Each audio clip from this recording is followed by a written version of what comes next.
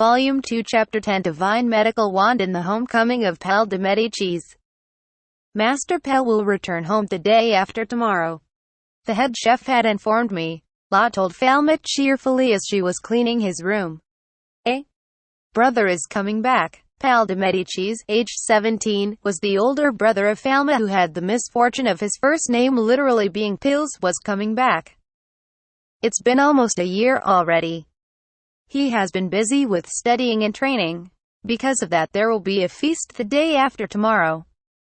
There will be lots of desserts too. I should ask the head chef. And Lot was smiling from ear to ear. She decided to be hungry tomorrow and was enthusiastic. However, the head chef will heartily feed me bread before the feast because I will be hungry at that time, as Lot became cautious. Good for you, Lot.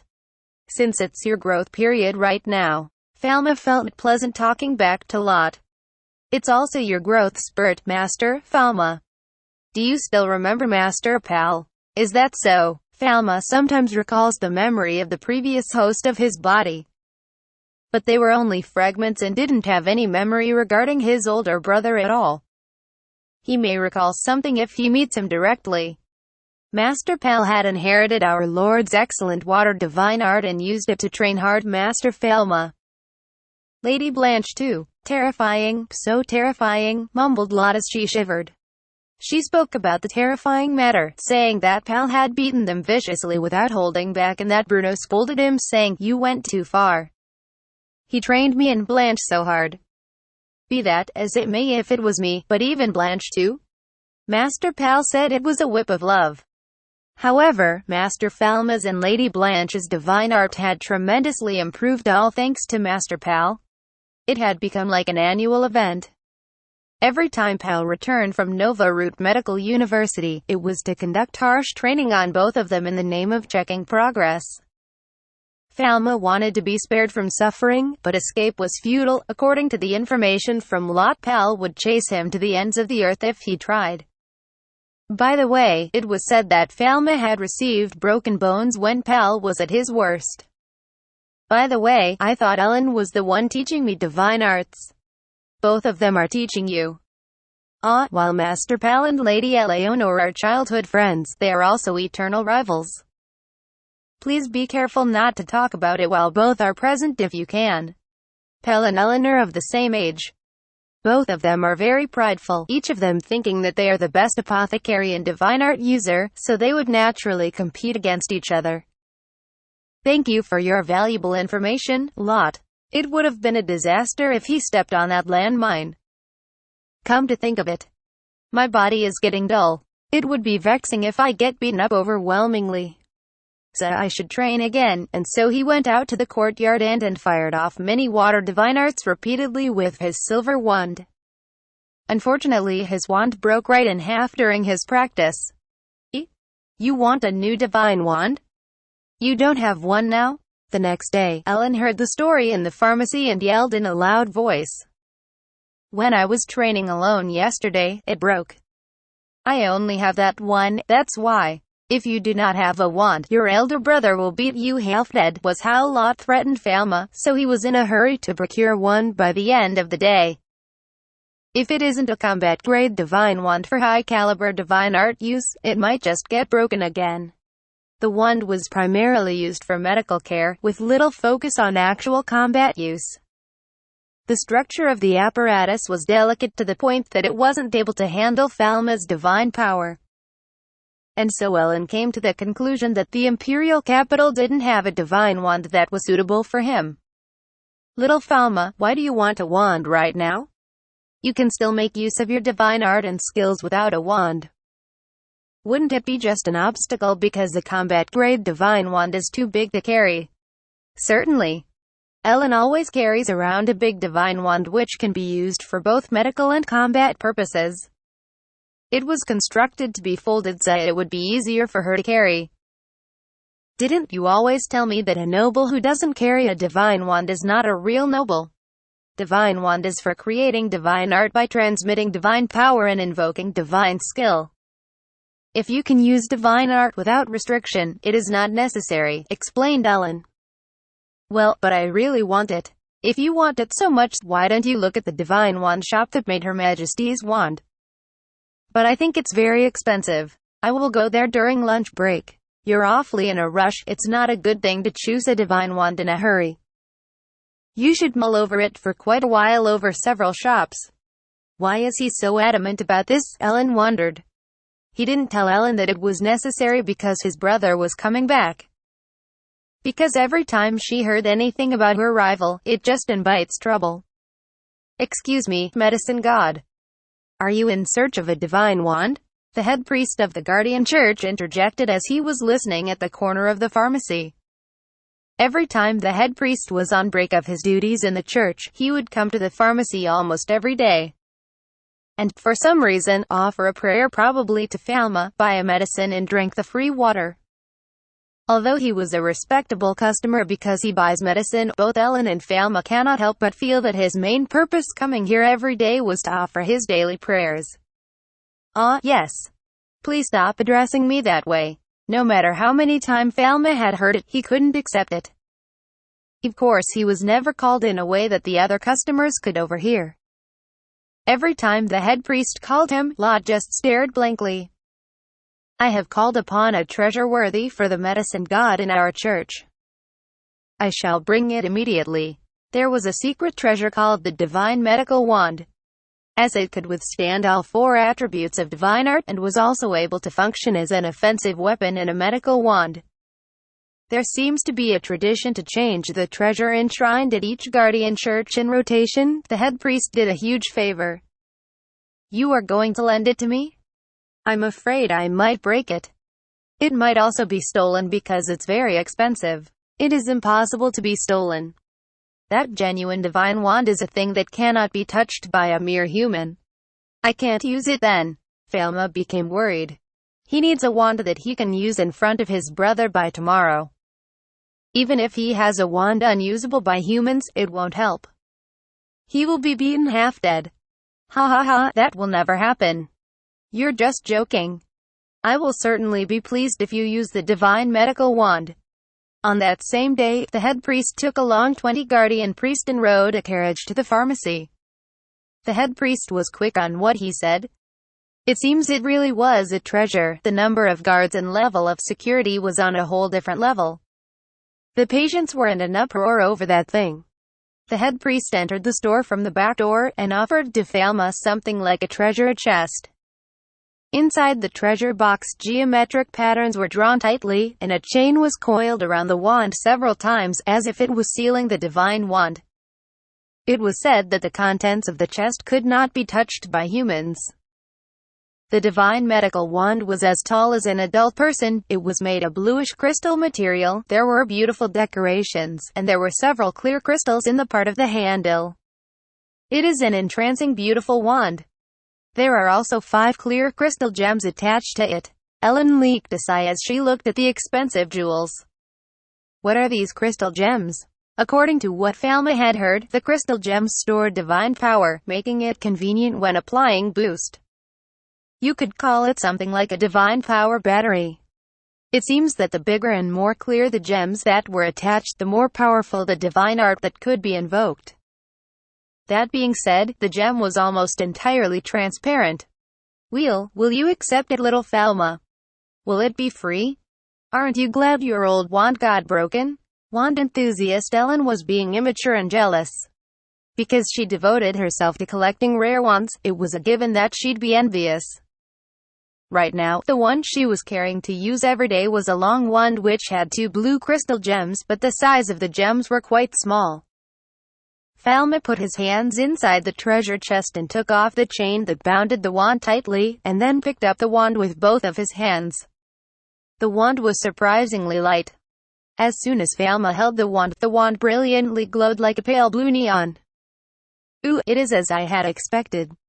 That wand is rightfully yours, my lord. Strong feeling of gratitude came out from the head priest. Even though there was religious meaning that an owner of the wand had appeared, Falma wasn't concerned about it. Would you like to hold it too, Ellen? Eh? Are you sure? Wah. Let me feel it just a little bit. When Falma gently gave the wand to Ellen's willing hands, the wand lost its glow, slipped through Ellen's hands and fell on the floor with a thud. Falma and Ellen raised their voice at the same time. Ellen was taken aback and surprised that her glasses dropped on the floor. "This is why I have said that the wand cannot be touched by humans." The head priest laughed with relish. He said that wand was not something of this world. It seemed that the wand can be retracted from as tall as an adult down to 12 centimeters. "I see. As I have really suspected, little Falma, you are indeed." While looking at Falma picking up the wand uncomfortably, Ellen nodded suggestively. But the head priest saw Falma as eager to touch the wand. Lot was the only one who didn't understand the situation. "I wonder why Master Falma can touch the wand that couldn't be touched by humans," as she looked puzzled. After that, because she didn't understand even if she pondered over it, she went to the third-floor kitchen, prepared tea and served it to the head priest. "Holy Father, perhaps this wand has the power of levitation?" Falma had noticed it immediately. When he was holding it, he felt that the levitating power was enough to lift his body. "Yes, it should be able to give you the ability to fly if you applied strong divine power. It was written on the ancient texts, everyone tried but no one has accomplished the feat yet. Which is soar through the sky straddling a broom. Would the wand also fly if he sat on it?" So Falma sat on the wand and applied divine power. Then Falma began to float in the air. All the people who saw it were surprised as they screamed in a loud voice, "How can a wand fly? I never heard such a thing." Ellen stepped back a few steps unsteadily. "I guess there was no precedent since there was no human who can pour out that much divine power. Leaving that aside, Lady Eleanor, you have stepped on your glasses again." When Cedric pointed out the unfortunate event, Ellen screamed with a kia, as expected. It seemed that Ellen would drop her glasses every time she lost focus. If the temple of the glasses was firmly secured over her ears, it wouldn't fall off so easily, Falma thought. Even so, it seems that I can save time going to Marseille province or to a house call. Traveling using a horse takes time. If an apothecary visits for a house call by flying, wouldn't the patient die from being shock and awe? Ellen was seriously worried about that. "Thank you for this wonderful gift, Holy Father. I am happy that you are pleased. That is a very precious treasure of the great church. Oh, that reminds me, perhaps the medicine god can read the divine letters of the great treasure. No matter how many scholars have gathered, we still don't know what it meant." The head priest excitedly spoke about it. Great treasure. Both Ellen and Cedric was in awe. Even those two were unaware of its existence. "Please take a look at the great treasure in the great church just once." A small plate-like translucent treasure, bluish color, it had an elaborate picture of a black-haired person with a holy crest. It does sound like an ID card. Falma was intrigued. Thinking about it, he had yet to meet a person with raven black hair in this world. As for what was pictured in that card, would that be of Asian descent? But if I went marching to the church headquarters, wouldn't I just get killed? He wanted to make peace with the Inquisition. He fights as not to gravely injure his opponents, and having constantly being troubled by any threats would wear him out. If I explained it to them, there won't be an Inquisition anymore. The head priest would like to make an introduction. If it is known that the medicine god lives in your body, there is a possibility that the great church will worship you. Damn. Falma unintentionally showed his disgust. Being identified as something like a medicine god, I better stay away from the great church, Falma reminded himself. I will order my subordinate, who is an engineer in the great church, to make an exact replica of the great treasure, so you will definitely see it at least once. I want you to read the characters. He was told it would take several months for the replica to arrive. Palle de Médicis. I have returned home. The next day, accompanied by 3 servants, the brother of Falma, Palle came home triumphantly after a long journey riding a warhorse. A boy with long silver hair and blue eyes, but unlike Falma, his lean-toned body gave off an intrepid atmosphere. He greeted his parents first. Bruno concealed from Palle the fact that Falma became independent with the Empress' personal approval as a royal court apothecary and founded a royal chartered pharmacy. Until Palle graduated from Novaraud Medical University and earned his qualification as a royal court apothecary, Palle will be home for a week, let alone him being the heir. If he learned that Falma became a royal court apothecary without graduating from college, Palle will lose motivation to study and may drop out from the university, was what Bruno said. Falma too thought the same and he agreed. Palle, who was oblivious to everything, came to Falma's room acting all arrogant as the big brother. "How are you doing, my little brother? It has been a long time." "Dear brother." Falma wanted to hear the details of Palle's journey, what he learned in his dormitory life in Novaraud Medical University. But first, there seems to be a tradition for the older brother to rough up of the weaker younger brother. "All right. I'm going to toughen you up until dinner time. Have you gotten a little more bite to ya? It's raining outside. Can we just do it when it's sunny?" There was torrential rain with roaring thunder outside. Falma wouldn't catch a cold, but his brother definitely would. This was because his big brother had a bit of nasal voice. "You think I'm going to spare you because it's raining? We are going to get soaked anyway since we are going to exchange water. Divine arts. I thought Eleanor taught you something, but you're getting weak-willed. I'm going to whip you up to be strong-willed." So the older brother was a hot-blooded man, or rather, a terrifying muscle brain. Falma was taken by force by his brother to a wide-open field within their residence while there was still a downpour. It seemed that Blanche succeeded in escaping. That was because she always played a very enduring battle of hide-and-seek with Lot. "At least I'm going to spare us from competing in this downpour." Falma suddenly stopped the heavy rain with the negative ability of his right hand. The rain stopped. "Well, this is more appropriate anyway. Take out your wand. I'm going all the way." Palle pulled out an expensive-looking long black combat wand attached with 2 red crystal gems, while Falma took out the divine medical wand, which he obtained yesterday, from his waist, and it attracted his brother's sight as the wand extended. Palle didn't know its value. "Don't tell me you bought that glass wand that's only good for decoration? It seems that you only focus on appearances. I will break that glass wand along with your will." He got angry.